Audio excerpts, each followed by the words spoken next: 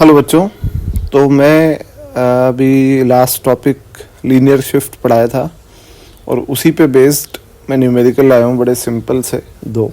फिर अभी और हाई लेवल न्यूमेरिकल्स भी करेंगे हम, पर अभी बड़े सिंपल से दो न्यूमेरिकल्स मैं लेके आया हूँ। ठीक है, तो फर्स्ट न्यूमेरिकल क्या है कि ये स्लैब है जिसकी थिकनेस कितनी है 3 सेंटीमीटर और इसका रिफ्रैक्टिव इंडेक्स कितना है 3/2 और जो ऑब्जेक्ट है वो इससे 11 सेंटीमीटर दूर इसके पहले वाले सरफेस से रखा हुआ है और ऑब्जर्वर दूसरी तरफ है। तो हमको बताना है कि इमेज कहाँ पे बनेगी। तो अपने को पता है कि सबसे पहले शिफ्ट निकालना पड़ेगा अपने को।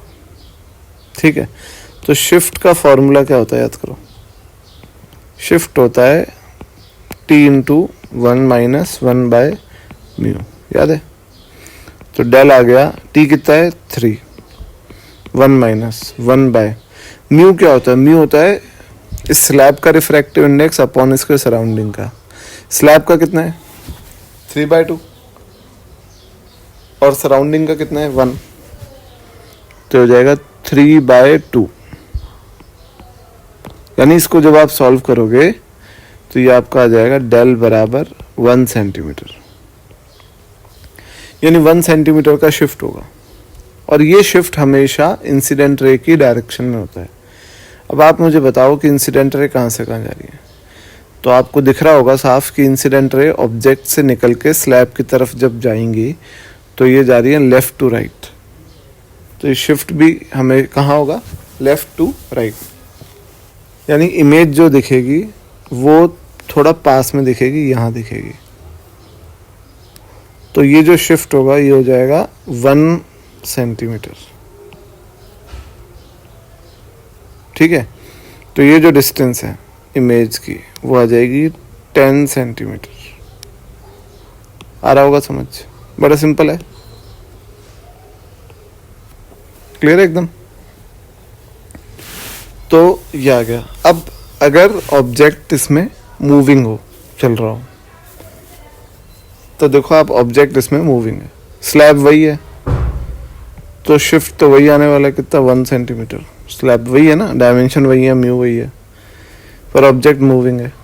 तो इस वक्त मान लो ऑब्जेक्ट में इसके प्लेन से कितनी दूर है x, तो जो इसकी इमेज होगी वो शिफ्ट हो जाएगी कुछ डेल। मान लो इमेज यहाँ से कितनी दूर है y। तो मुझे बताओ कि x किसके बराबर है। x बराबर है y प्लस डेल। यहाँ पे x क्या है, ऑब्जेक्ट की डिस्टेंस इस वक्त इस इंस्टेंट पे। y क्या है, इमेज की डिस्टेंस इस इंस्टेंट पे। ठीक है, तो y कितना हो गया, y हो गया x माइनस डेल, यानी y हो गया। अब इसको डिफरेंशिएट कर दो, dy/dt is equal to dx/dt minus del का डिफरेंशिएशन 0 क्यों, डेल तो एक फिक्स क्वांटिटी है। इस क्वेश्चन में डेल जो है वो 1 - 1/μ यानी 1 है, तो 1 का डिफरेंशिएशन 0 होगा ना। ऑब्जेक्ट के चलने से इसका स्लैब का जो शिफ्ट होएगा वो थोड़ी चेंज होने लग जाएगा, है कि नहीं। स्लैब का शिफ्ट तो स्लैब के डायमेंशंस और रिफ्रैक्टिव इंडेक्स पे ही तो डिपेंड करता है। इसीलिए जो ये dy/dt है यानी इमेज की डिस्टेंस, dy/dt यानी इमेज की वेलोसिटी, वेलोसिटी ऑफ इमेज और वेलोसिटी ऑफ ऑब्जेक्ट सेम है, और कितनी है 4 मीटर्स पर सेकेंड। तो इमेज भी सेम डायरेक्शन में सेम स्पीड से चलेगी जो ऑब्जेक्ट की है 4 मीटर्स पर सेकेंड। यानी इस स्लैब का वेलोसिटीज पे कोई फर्क नहीं पड़ता। आया बच्चों समझ, क्लियर है एकदम। तो अब मैं एक और इस पे न्यूमेरिकल लेता हूँ, थोड़ा सा मुश्किल है ना। तो वो क्या है, मैं थोड़ा इसको डायग्राम इसमें बना देता हूँ जल्दी से कि ये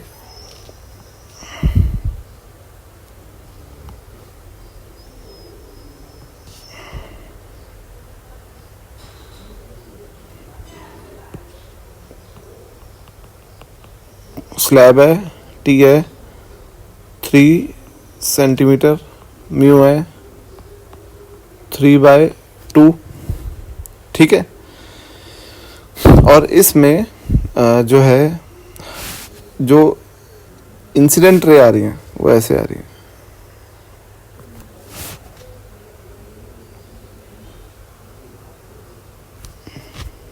कन्वर्ज हो रही है, दिख रहा है आपको?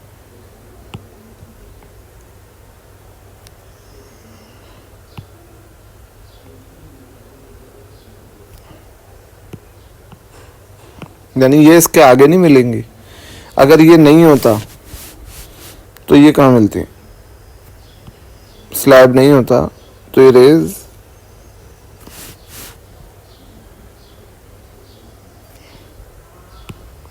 कहीं पे यहाँ पे मिलती हैं,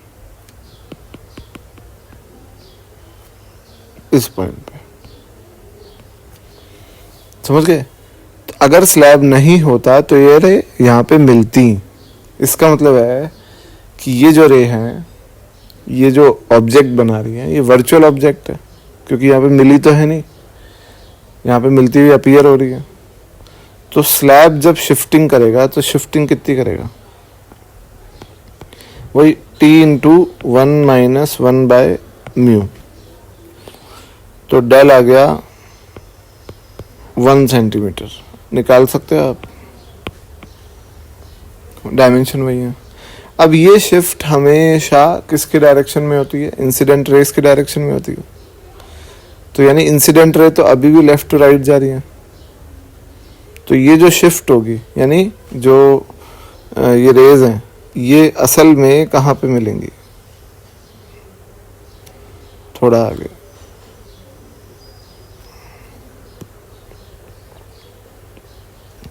और ये कितना आगे मिलेंगी? डेल बराबर 1 सेंटीमीटर।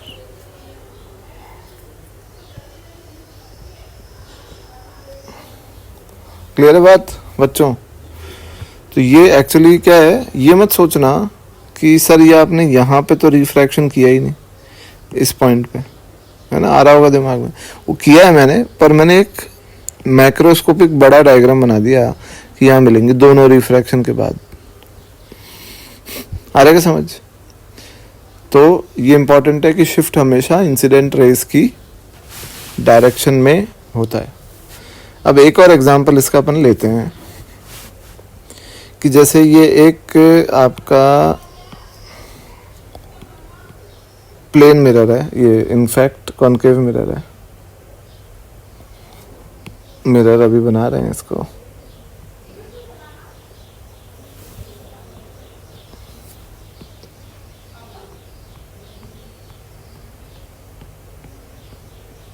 ठीक है,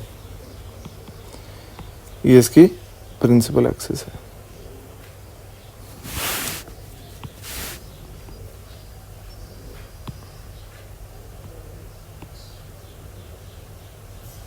ठीक है,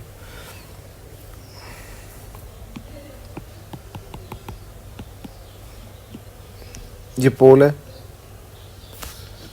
और एक ये इसका फोकल लेंथ है 20 सेंटीमीटर।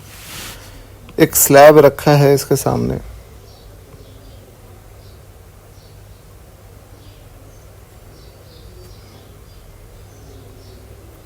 जिसकी थिकनेस 10 सेंटीमीटर है।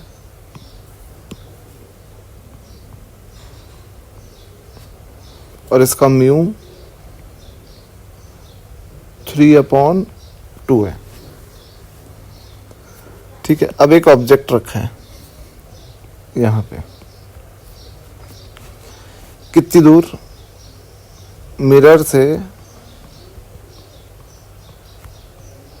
ऑब्जेक्ट पोल से x डिस्टेंस पे। किस पे? x। तो क्वेश्चन क्या है हमारा? For what value of x the final image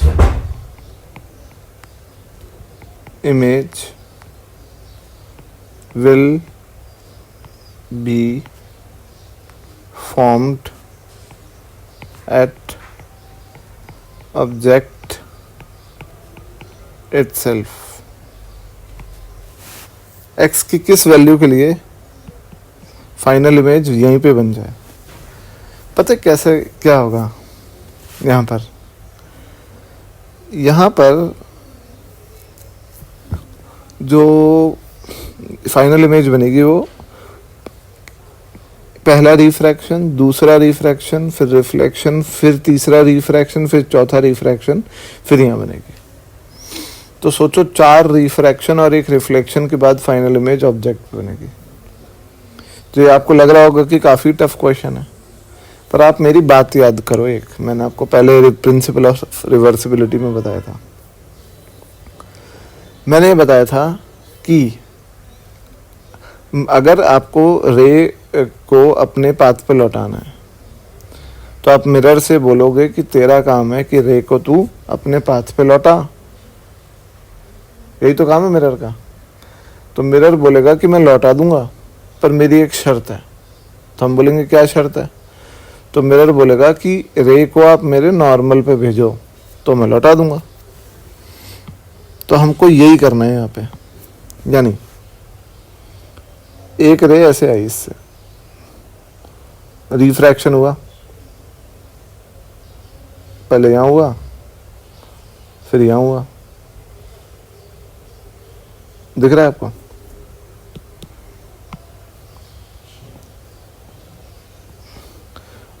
ये मिरर पे गिरी.